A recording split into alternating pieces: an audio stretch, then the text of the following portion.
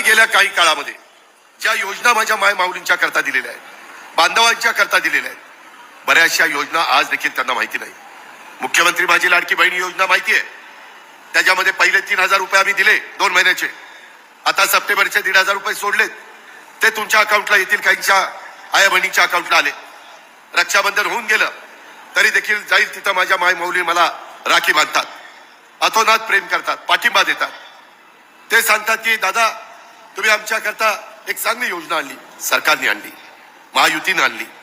आणि धनंजयनी सांगितलं तसं विरोधक टीका करतात. काही जण म्हणाले की आम्ही सरकारमध्ये आल्यानंतर ती योजना बंद करू. का रे बाबा, तुमच्या का पोटात दुखतं?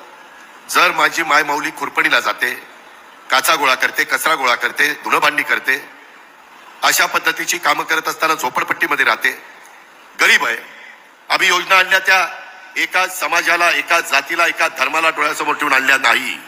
हा अजितदादाचा वाद आहे. मी शब्दाचा पक्का आहे. माय माऊलींनो, आता तुम्हाला जो काही आता सप्टेंबरचे पैसे सोडलेत, आमचीच मुलगी आदिती तटकरे त्या खात्याची मंत्री आहे. आताच येताना विक्रमला विचारा, मी गाडी फोन लावला होता तिला आणि तिला सांगितलं की लवकर पैसे ते सगळे संपवा. ते संपवले की पुढचे पैसे सोडतो आणि मग तुम्हाला आचारसंहिता लागायच्या आत माझ्या माय माऊलींना ऑक्टोबरचे नोव्हेंबरचे 3,000 रुपये परत तुम्हाला पाठवतो. जसं माझ्या रक्षाबंधनला आम्ही 3,000 रुपये दिले, महायुती सरकारने दिले, तसं भाऊबीज आहे. भाऊबीजेला पण माझ्या बहिणीला, माझ्या माय माऊलीला मी खाली हाताने पाठवणार नाही, तिला ओवाळणी देणार म्हणजे देणार. हा माझा वादा आहे.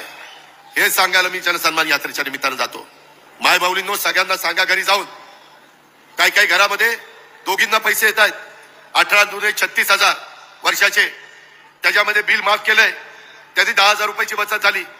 मगाशी धनंजयनी सांगितलं त्याच्या खात्यातनं 6,000, मोदी साहेबांच्याकडनं 6,000, ते 12,000 रुपये आम्ही आमच्या बांधवांना, शेतकऱ्याला देतोय.